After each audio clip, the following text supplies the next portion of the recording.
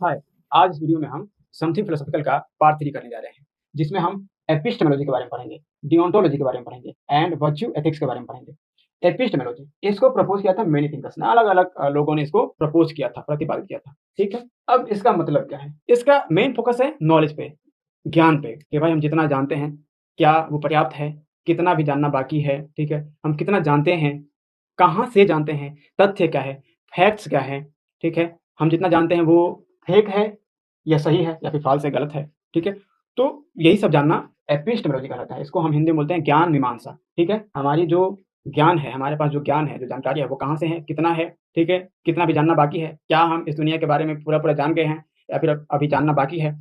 क्या हम इस दुनिया के बारे में पूरा-पूरा जान पाएँगे कभी? एक फिलोसोफर था जिसने कहा था कि मैं सिर्फ़ इतना ही जानता हूँ कि मैं कुछ भी नहीं जानता हूँ, ठीक है? तो ये भी बात है कि भाई हम जितना जानते हैं क्या वो पर्याप्त है? तो इसी के बारे में पढ़ते हैं हम एपिस्टेमोलॉजी में। दूसरा है deontology, rules and duty based ethics. Society ने अलग-अलग रूल्स बनाए हुए हैं, रेगुलेशंस बनाए हुए हैं। ड्यूटीज़ है, इंसानों की अलग-अलग ड्यूटी है, ठीक है? तो उसके अनुसार चलना। जैसे एक टीचर का काम होता है पढ़ाना, एक साइंस स्टूडेंट का काम होता है साइंस को आगे बढ़ाना, ठीक है? तो एक बिज़नेसमैन का काम होता है बिज़नेस को आगे बढ़ाना।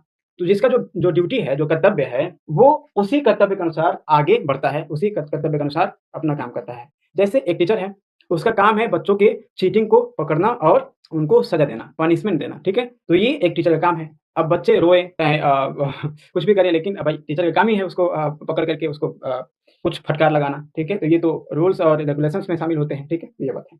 डिओन्टोलॉजी में हम rule and duty based ethics के बारे में जानते हैं। जैसे एक सिपाही है, वो अपने देश के लिए जाके लड़ता है, हज़ारों लोगों को मारता है, ठीक है?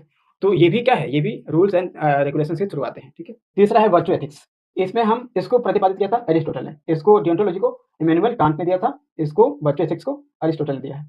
इसका मतलब होता है, इसमें हम पढ़ते हैं कि जिसका गुड कैरेक्टर होता है, यानी कि इंसान अगर अच्छा होगा, तो वो अच्छा एक्शन करेगा, अच्छा काम करेगा और अगर अच्छा काम करेगा तो अच्छी लाइफ़ होगी उसकी, अच्छी लाइफ़ स्टाइल होगी उसकी। तो इंसान के कैरेक्टर के अनुसार उसकी ज़िंदगी फ्रेम होती है, ठीक है? इंसान का जो जीवन है, इंसान अच्छा है तो उसका जो जीवन होगा वो अच्छा होगा, अगर इंसान बुरा है तो उसका जीवन बुरा होगा। ये है वर्च्यू एथिक्स। जैसे आप हैं, आपके साथ वही होगा। आपका बिहेवियर अगर बुरा है, तो आपके साथ बुरा ही होगा, आपकी लाइफ़ क्या होगी? बुरी होगी। आपका बिहेवियर अच्छा है, आपका कैरेक्टर अच्छा है, आपके लक्षण अच्छे हैं, तो आपके साथ अच्छा ही होगा। एपिस्टेमोलॉजी ज्ञान मीमांसा। मेनी थिंकर्स ने इसको प्रपोज़ किया था, अलग-अलग लोगों ने। ये ज्ञान के बारे में बताता है। Deontology rules and duty based ethics के बारे में बताता है, ठीक है? जो रूल है उसको मानना ही है। रूल इज़ रूल, ठीक है? ये कहावत है एक। Duty is duty. Virtue ethics में good character, good action, good life. अच्छा कैरेक्टर, अच्छा एक्शन होगा, अच्छा लाइफ होगा, ठीक है? तो ये बात है। Thank you for watching the video.